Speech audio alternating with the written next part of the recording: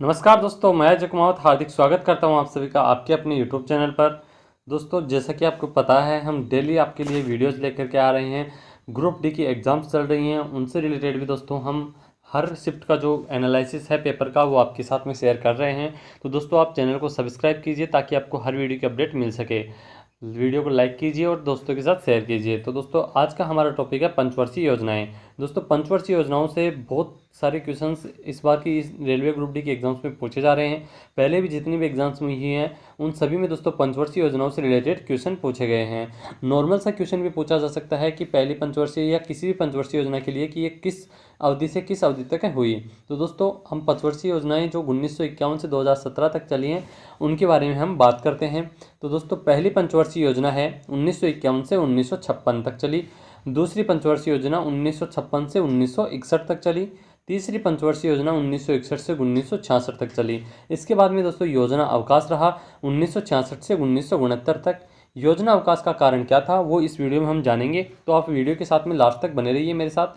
चौथी जो पंचवर्षीय योजना थी वो 1969 से 1974 तक चली। पांचवी पंचवर्षीय योजना 1974 से 1978 तक। इसके बाद दूसरा योजना अवकाश आया दोस्तों 1978 से 1980। इन जितने भी ये तीन योजना अवकाश आए हैं दोस्तों, इन तीनों का कारण अभी हम इस वीडियो में जानेंगे। छठवीं पंचवर्षीय योजना 1980 से 1985 के बीच में और सातवीं पंचवर्षीय योजना 1985 से 1990 के बीच में। इसके बाद सातवीं पंचवर्षीय योजना के बाद फिर से योजना अवकाश चला, वो 1990 से 1992 तक रहा। इसके बाद में आठवीं पंचवर्षीय योजना 1992 से 1997 तक। नौवीं पंचवर्षीय योजना 1997 से 2002 तक और 10वीं पंचवर्षीय योजना 2002 से 2007 तक। 11वीं पंचवर्षीय योजना 2007 से 2012 तक और 12वीं पंचवर्षीय योजना 2012 से 2017 तक। ये दोस्तों पहली से लेकर 12वीं पंचवर्षीय योजनाओं के बारे में मैंने आपको बताया है। अब बात करते हैं विस्तार पूर्वक। तो आइए हम प्रत्येक जो पंचवर्षीय योजना है उनकी बात करेंगे। उससे पहले दोस्तों पंचवर्षीय योजनाओं से संबंधित योजना आयोग की हम बात कर लेते हैं। योजना आयोग का गठन दोस्तों 15 मार्च 1950 को भारत के प्रधानमंत्री इसके अध्यक्ष होते हैं। दोस्तों, योजना आयोग का दोस्तों गठन या स्थापना कब हुई? 15 मार्च 1950 को। और दोस्तों योजना आयोग का अध्यक्ष कौन होता है? दोस्तों, भारत देश का प्रधानमंत्री होता है। पहले अध्यक्ष थे दोस्तों योजना आयोग के पंडित जवाहरलाल नेहरू।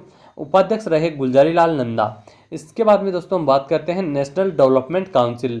ये भी दोस्तों योजना आयोग से संबंधित ही है। राष्ट्रीय विकास परिषद, इसका कार्य क्या होता है दोस्तों?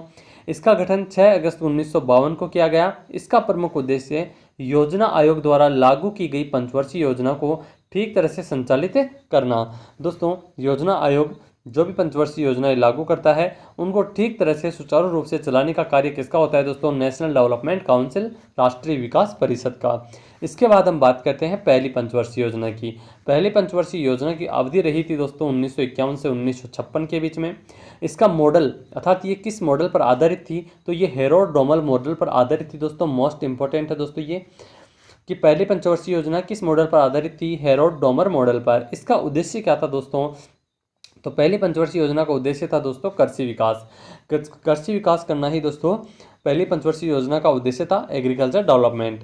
प्रमुख कार्य क्या रहे दोस्तों? प्रमुख पंचवर्षीय योजना के पहली पंचवर्षीय योजना के प्रमुख कार्य थे, इस योजना काल के दौरान कई बड़ी सिंचाई परियोजनाएं शुरू की गई।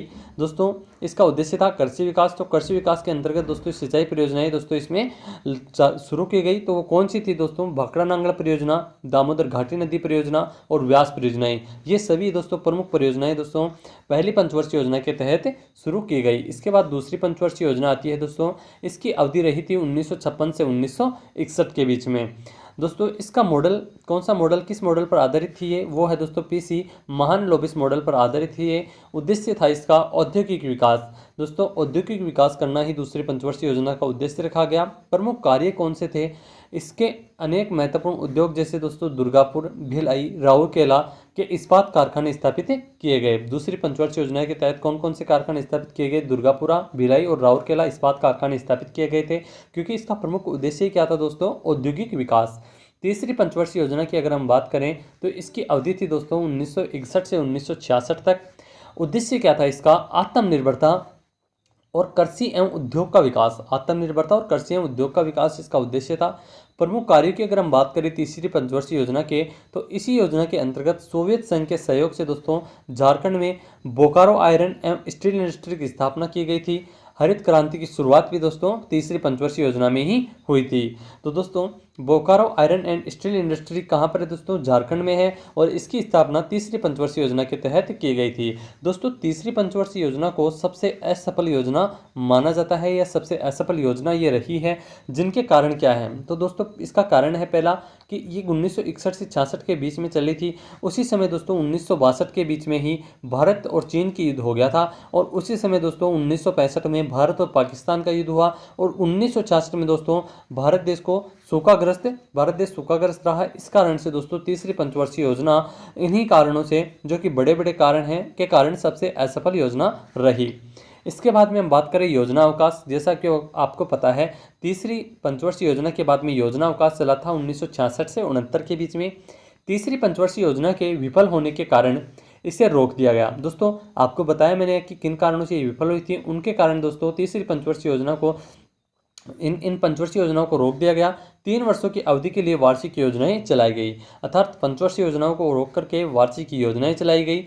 इसके बाद में चौथी पंचवर्षीय योजना दोस्तों, इसकी अवधि रही थी 1969 से 74 के बीच में।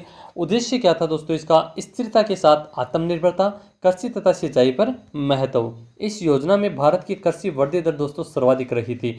स्थिरता के साथ आत्मनिर्भरता तथा कृषि तथा सिंचाई पर महत्व दिया गया, जिसके कारण दोस्तों भारत की कृषि वृद्धि दर इस योजना के अंतर्गत सर्वाधिक रही थी। प्रमुख कार्यों की अगर हम बात करें तो दोस्तों चौथी पंचवर्षीय योजना में 14 बैंकों का राष्ट्रीयकरण हुआ और इसरो की स्थापना की गई। दोस्तों इसरो की स्थापना और 14 बैंकों का राष्ट्रीयकरण चौथी पंचवर्षीय योजना के तहत किया गया। इसके बाद हम बात करें दोस्तों पांचवी पंचवर्षीय योजना की, तो पांचवी पंचवर्षीय योजना इसकी अवधि रही थी दोस्तों 1974 से 1978 के मध्य। उद्देश्य क्या था दोस्तों इसका? गरीबी उन्मूलन, आत्मनिर्भरता पर बल। गरीबी उन्मूलन अर्थात गरीबी को हटाना और आत्मनिर्भरता पर बल दिया गया था दोस्तों पांचवी पंचवर्षीय योजना में। और इसका प्रमुख कार्य की बात करें तो पहली बार गरीबी हटाओ का नारा दिया गया पांचवी पंचवर्षीय योजना में, जो केवल 4 साल ही चली थी दोस्तों ये योजना। पांचवी पंचवर्षीय योजना कितने साल चली थी दोस्तों? 4 साल चली थी। और पहली बार गरीबी हटाओ का नारा इसी पंचवर्षीय योजना के तहत दिया गया था, क्योंकि गरीबी उन्मूलन इसका उद्देश्य रखा गया था। पांचवी पंचवर्षीय योजना के बाद दोस्तों दूसरा योजना अवकाश आया। मोरारजी देसाई के नेतृत्व वाली सरकार ने पंचवर्षीय योजनाओं को बंद करके वार्षिक योजना चलाई। पूछा जा सकता है कि दूसरा योजना अवकाश का कारण रहा, तो दोस्तों मोरारजी देसाई ने दोस्तों जो पंचवर्षीय योजनाएं थी उनको बंद करके वार्षिक योजनाएं चला दी थी, जिसके कारण दूसरा योजना अवकाश रहा। इसके बाद में है दोस्तों छठवीं पंचवर्षीय योजना। इसकी अवधि रही थी दोस्तों 1980 से 85। उद्देश्य क्या था दोस्तों इसका? गरीबी उन्मूलन और रोजगार में वृद्धि। प्रमुख कार्य की अगर हम बात करें तो नाबार्ड की स्थापना दोस्तों छठवीं पंचवर्षीय योजना के तहत की गई थी। नाबार्ड की जो फुल फॉर्म होती है दोस्तों वो होती है national bank for agriculture and rural development.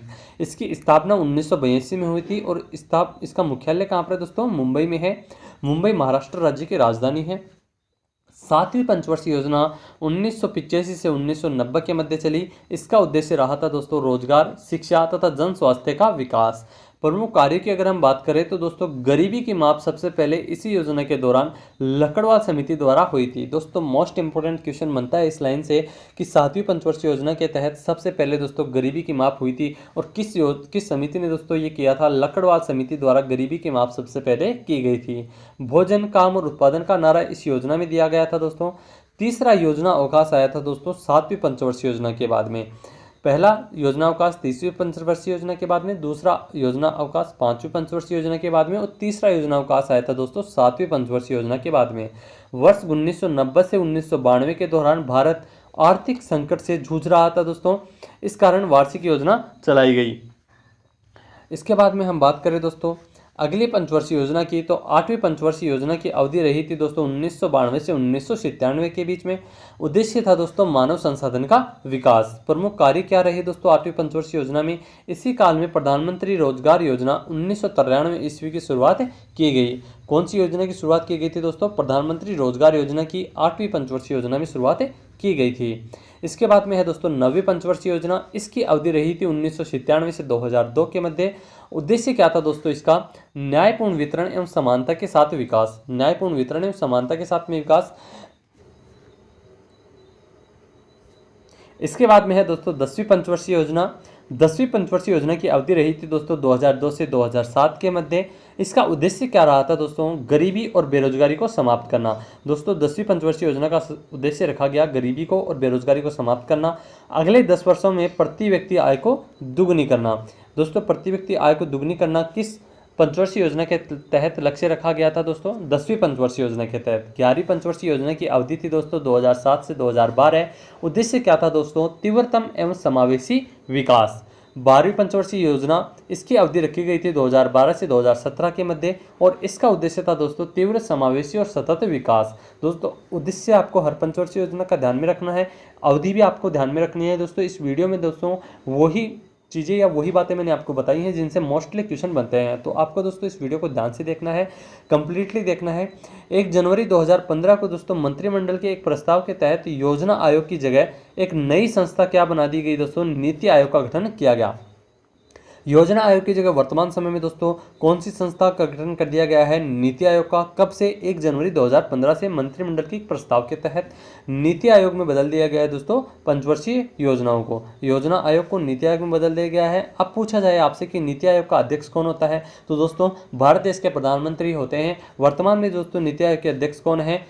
Narendra Modi ji, Narendra Damodar Das Modi ji वर्तमान समय में नीति आयोग के अध्यक्ष हैं। तो दोस्तों मिलते हैं नेक्स्ट वीडियो में, तब तक के लिए thank you so much. Videos के लिए अपडेट रहने के लिए दोस्तों चैनल को सब्सक्राइब जरूर करें। थैंक